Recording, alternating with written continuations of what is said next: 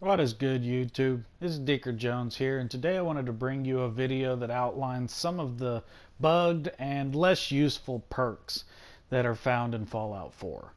To start off with, today we're going to be taking a look at Big League's perk, and what that perk does is increase your melee weapon damage by 20% for each rank, as well as a few additional effects, all of which work exactly the way they're supposed to.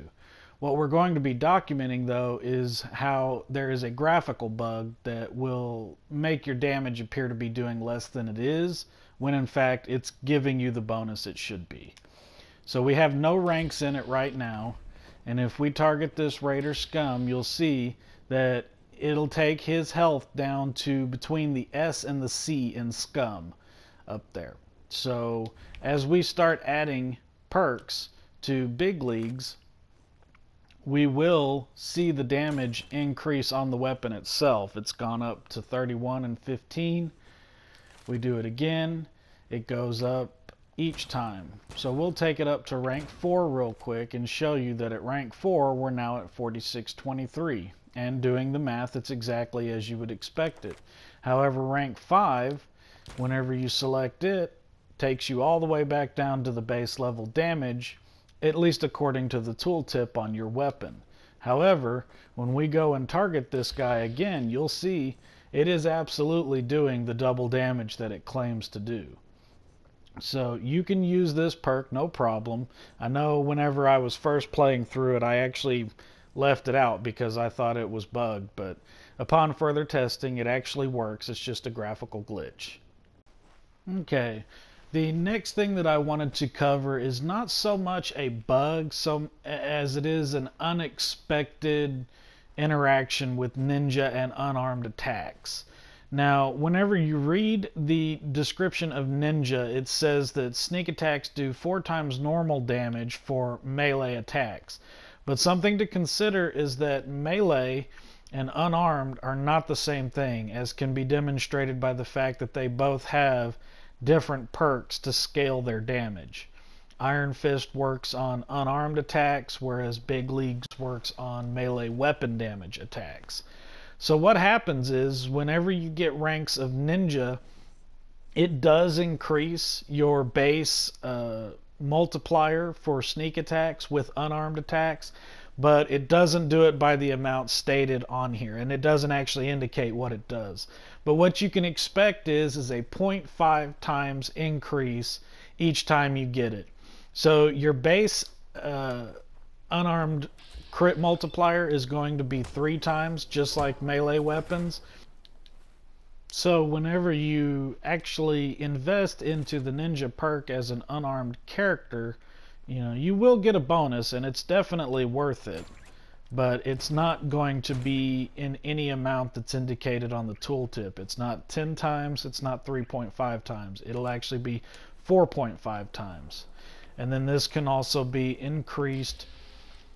Well, actually, no, I take that back. It can't be increased any other way so far as I know. So yeah, 4.5 times is going to be the multiplier that you get for your unarmed attacks. The next thing that I wanted to cover isn't specifically a perk, but I wanted to include it in this video nonetheless, since I've talked a bit about melee and unarmed damage. So what we're going to talk about here is going to be the Yagouai Roast, which is extremely bugged right now. If you'll notice here on the tooltip for it, it claims to increase your melee damage by +10. A rather unassuming perk. So here I have, I'll demonstrate, I've got knuckles that are an unarmed weapon. I have a heated super sledge, which is of course a melee weapon, 2-handed, and a tire iron, which is a 1-handed melee weapon. Now 30 damage, 25 damage, 101 damage. So let's chow down on some Yagouai Roast real quick. Now whenever you first look at this, it almost looks like it didn't do anything.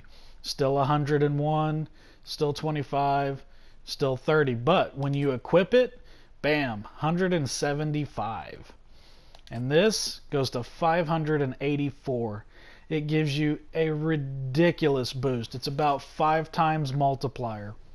the more mods that you have on the weapon and the more perks that you have that increase its damage, it scales ridiculously because it's a base multiplier. It does not, however, work on unarmed attacks. You'll see here equipping the knuckles does not do it. Just one more bit of proof that melee and unarmed damage are completely separate as far as this game is concerned. So if you really want to run a stupid overpowered melee build, you know, get yourself some Yagouai Roast, and the recipe for it can be crafted here at the campfire or any cooking station, and requires 1 carrot, 1 tato, and 1 Yagouai meat. Of course, the hardest bit of all that's going to be getting the Yagouai meat. The next thing that I would like to cover is a companion perk that you get from a character named Deacon that is called Cloak and Dagger, and it adds 20% more sneak attack damage. But the odd interaction with this comes from the combination of this with the Ninja perk and Mr. Sandman perk. And what makes this so odd is if you get these perks in the proper order, what you end up with is 6.3 times on your critical damage, which is a significant boost. However, if done incorrectly, what will end up happening is you can get as low as, I believe, 5.4 times, which is basically not having any boost at all. Because if you have Mr. Sandman at rank 3 and you're using a silenced weapon, and you have Ninja at rank 3, your crit multiplier should be 5.3 times damage. If you take and get like 2 ranks of Mr. Sandman, and then pick up Cloak and Dagger, and then pick up the last rank of Mr. Sandman, and then get all 3 ranks of Ninja, you'll probably end up with a much lower critical multiplier than you could get if you got them done correctly. Personally, my strongest suggestion here is going to be to get all 3 ranks of Ninja and all 3 ranks of Mr. Sandman before you get Cloak and Dagger. Just make sure you have all 6 ranks. That way there's really no complication. There's been other reported combinations that work, like getting Sandman 3 and then getting Cloak and Dagger and then getting Ninja 3 apparently works. But I've tried a couple different combinations now, and to me the best one seems to be Ninja 3, then get Mr. Sandman 3, then get Cloak and Dagger. And I would even suggest getting all 3 ranks of Ninja first, then getting all 3 ranks of Mr. Sandman, and don't mix them up. Don't get like 2 ranks of Ninja, then 2 ranks of Sandman, and then get the last rank of Ninja. Just get them all in order. That way you can end up with the best possible outcome. And I'll show you real quick on another character that I recently scrapped why that would happen. So here I am on the very first character that I actually built, and I'll demonstrate to you that this character has Cloak and Dagger, as well as all 3 ranks of Mr. Sandman and all 3 ranks of Ninja. However, whenever we check our damage, we'll see here that this character does 5.1 times damage. I'm not even doing as much damage as you should technically be able to do with just having all 3 ranks of Ninja and all 3 ranks of Mr. Sandman. So something definitely went wrong in the allocation of points. And I can't remember specifically because it's been quite a while since I played this character. But I want to say I did rank 2 of Ninja, and then I got rank 2 of Mr. Sandman. At that point, I was eligible for the Cloak and Dagger perk, which I picked up, and then I got the last rank of Mr. Sandman, and then the last rank of Ninja. Those could be slightly out of order, but at any rate, it's a demonstration of how getting these 3 perks in the incorrect order can cause you to be significantly reducing the amount of damage that you can do. On the character I showed you just a moment ago that does have the 6.3 times bonus, that character did go Ninja 3, Sandman 3, then Cloak and Dagger. I can confirm 100% that that combination works. So next up on our list here is going to be another companion perk called Kill Shot. This one is obtained from getting your affinity up with McCready. And what this is supposed to do is increase your headshot accuracy in VATS by 20%. But people on the PC who can get into the actual data files have suggested that the perk actually increases it by 2,000%. So what this means is, no matter what weapon you're using, no matter what distance you're at from your target, you are going to get a 95% chance to hit in VATS on the head. Now you see here I'm using a shotgun, a combat shotgun, which at long ranges is not, I mean, it's already hard enough in VATS in order to get headshots, even at fairly close ranges. But no matter how far away I get from my target here, if I can activate them in VATS, I can get the headshot, no matter what. Now, this is technically a bug, and that's why I'm including it here. It's both a good bug and a bad bug. It's good in that, obviously, it's going to give you guaranteed headshots pretty much everywhere you go, no matter how far away. And it works on anything, too, because these turrets here, they don't have a head, but the barrel counts as their head. So even against a turret, you'll be able to hit them from ridiculous distances away, no matter what. Now the downside to this is of course, it makes the game extremely easy.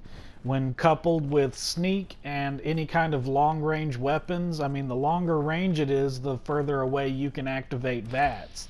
So, I mean, you can headshot, and even whenever, like in this situation, where I can barely see his head whatsoever, if it'll go to 0% whenever there's a 0 chance to hit it, but any other time, the second even the slightest bit of their head is available, you got a guaranteed hit. You know, it's ridiculously broken.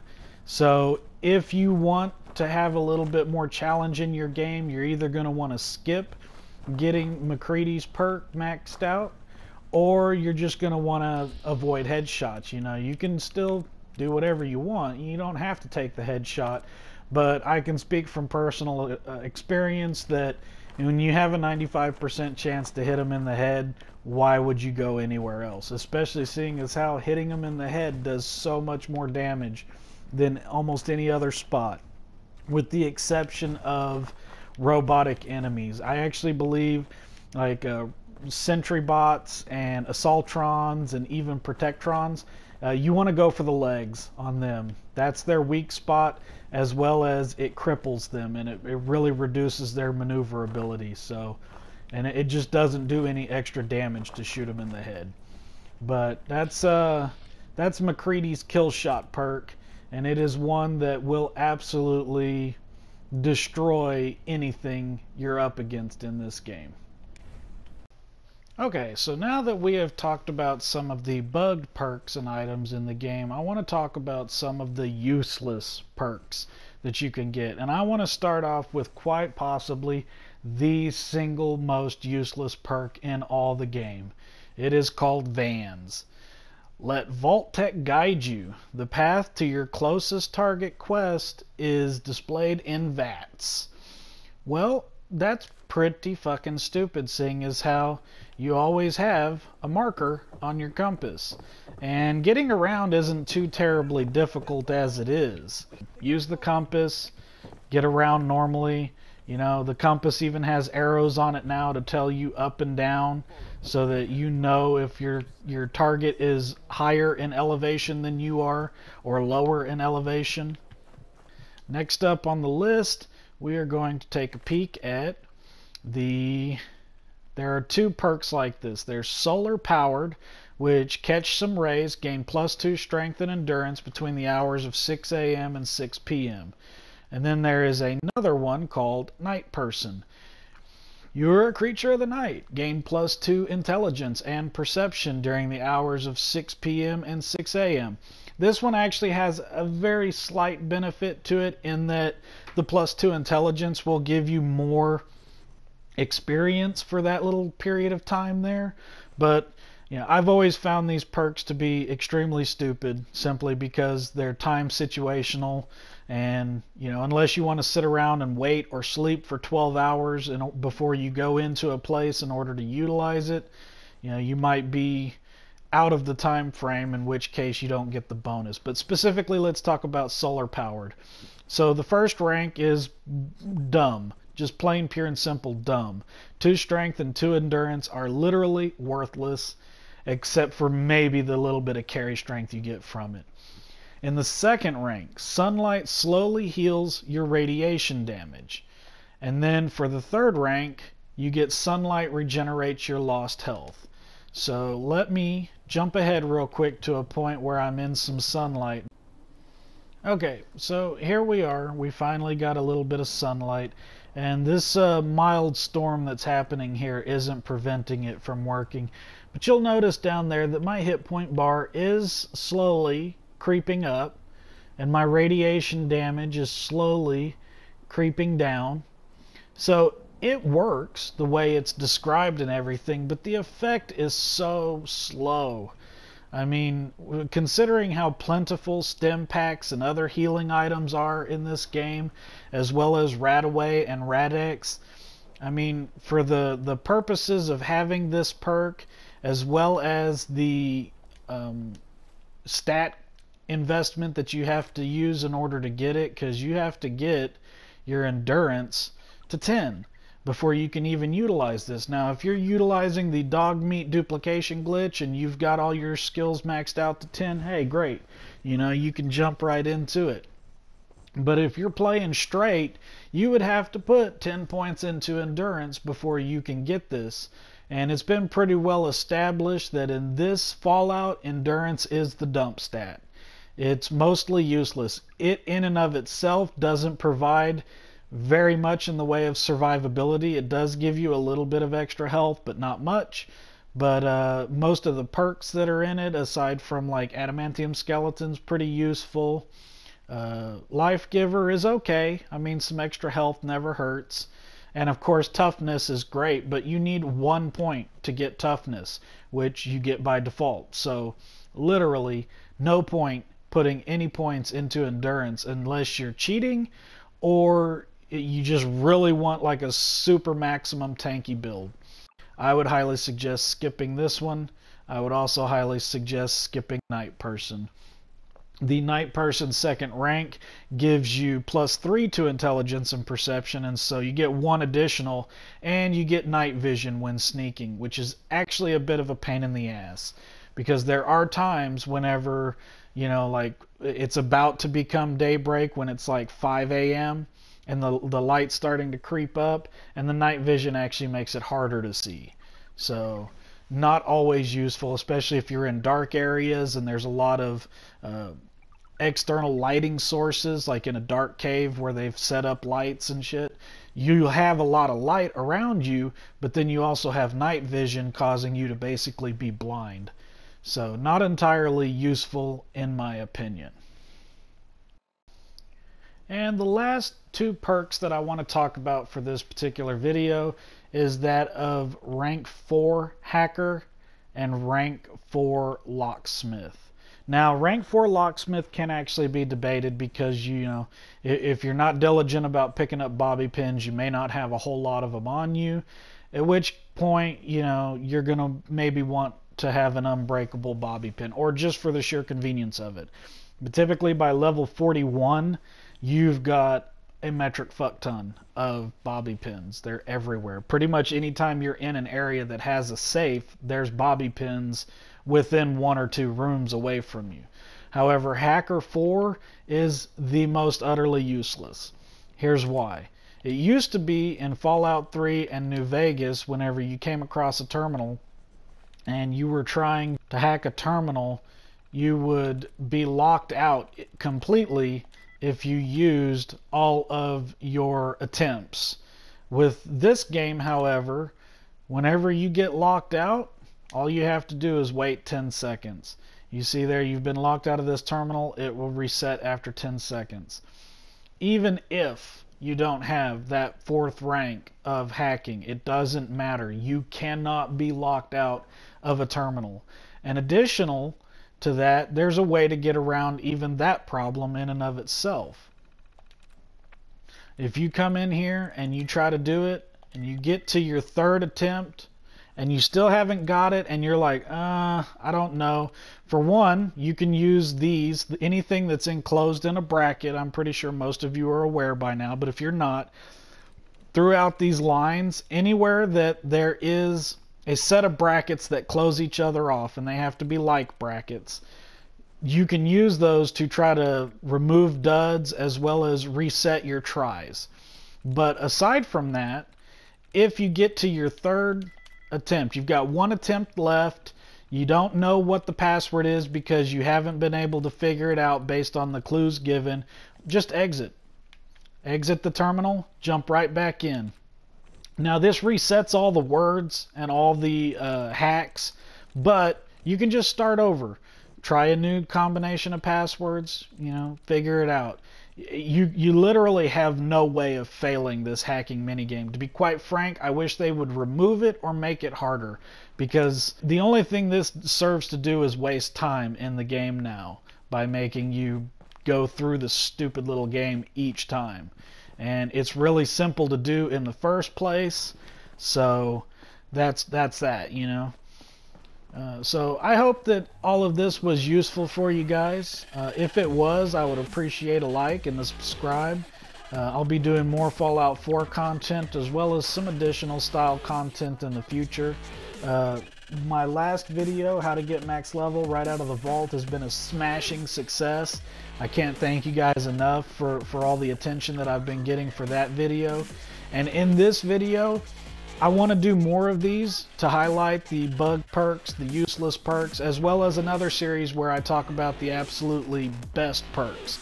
So leave a comment down below with the stuff that you think is the best in the game, the worst in the game, why you think it is that way, why you think what I've said in this video isn't true, whatever. Let's get that debate going, because I want to have a nice little series about all the best and worst perks in the game, as well as what's bugged and what's not. So thank you for watching. I hope you have a very nice day.